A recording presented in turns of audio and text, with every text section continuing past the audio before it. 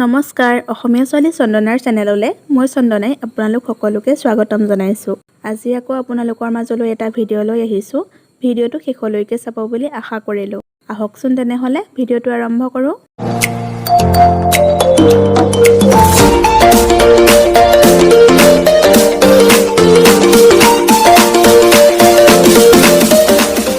নিশাৰ ৰাণী বুলি ক'লে পাৰিজাত ফুলৰ কথা সকলোৰে মনলৈ আহে।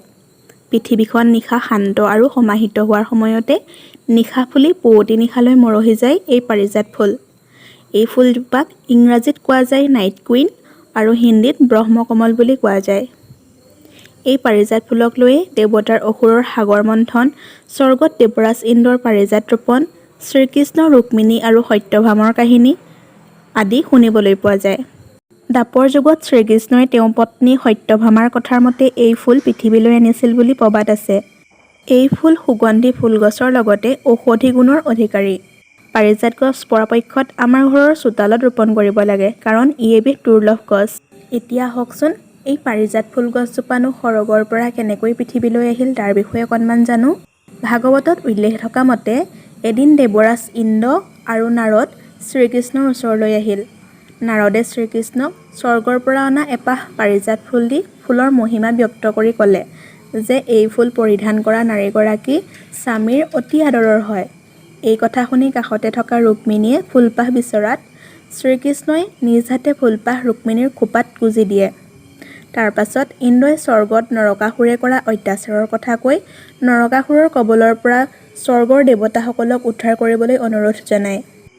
শ্ৰীকৃষ্ণই ইন্দ্ৰক সহায় কৰাৰ আশ্বাস দি বিদায় দিয়ে। ইপিনে নাৰদে শ্ৰীকৃষ্ণৰ আনগৰাকী পত্নী সত্যভামাক শ্ৰীকৃষ্ণই নিজ হাতে ৰুক্মিণীৰ খোপাত পাৰিজাত ফুল পিন্ধাই দিয়াৰ কথা জনোৱাত সত্যভামাৰ সতিনীৰ প্ৰতি ঈৰ্ষা জাগৃত হৈ উঠে আৰু খঙে অপমানে সত্যভামাই মাটিতে বাগৰি বিলাপ কৰিবলৈ ধৰে। সত্যভামাই পাৰিজাত ফুল নাপাই কান্দি কাটি বাউলী হোৱাৰ কথা নাৰদে গৈ কৃষ্ণক জনায়।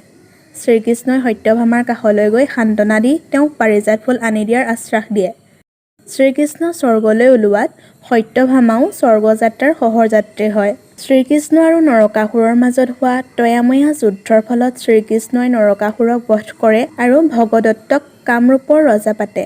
এইদৰে শ্ৰীকৃষ্ণই নৰকাসুৰক বধ কৰি স্বৰ্গ উদ্ধাৰ কৰি দ্বাৰকালৈ উভতিব খোজোতেই সত্যভামাই শ্ৰীকৃষ্ণক পাৰিজাত ফুলৰ কথা সোঁৱৰাই দিয়ে। শ্ৰীকৃষ্ণই পাৰিজাত ফুল এপাহ ছিঙি সত্যভামাক দিয়া দেখি ইন্দ্ৰৰ পত্নী শচীয়ে পাৰিজাত ফুল দিবলৈ অমান্তি হোৱাত শ্ৰীকৃষ্ণ আৰু ইন্দ্ৰৰ মাজতো যুদ্ধৰ সৃষ্টি হয়। সেই যুদ্ধত ইন্দ্ৰ পৰাজয় হোৱাত ইন্দ্ৰই স্বইচ্ছাৰে শ্ৰীকৃষ্ণক পাৰিজাত ফুল উপহাৰ হিচাপে অৰ্পণ কৰে আৰু তেতিয়াই শ্ৰীকৃষ্ণই পাৰিজাতৰ গছজোপা আনি পৃথিৱীত ৰোপণ কৰিছিল বুলি জনা যায়।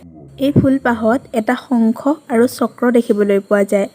এই ফুলপাহৰ মাজ অংশত পাতল কমলা ৰঙৰ হয়, যেন কৃষ্ণৰ সুদৰ্শন চক্ৰহে। ভিডিঅ'টো চাই কেনেকুৱা পালে জনাবলৈ নাপাহৰিব আৰু মোৰ চেনেলটো যদি আপোনালোকে ছাবস্ক্ৰাইব কৰা নাই তেনেহ'লে ছাবস্ক্ৰাইব কৰি কাষতে থকা বেল আইকনটো প্ৰেছ কৰি অল কৰি দিব, যাতে মই দিয়া ভিডিঅ'সমূহ আপোনালোকে লগে লগে পায়।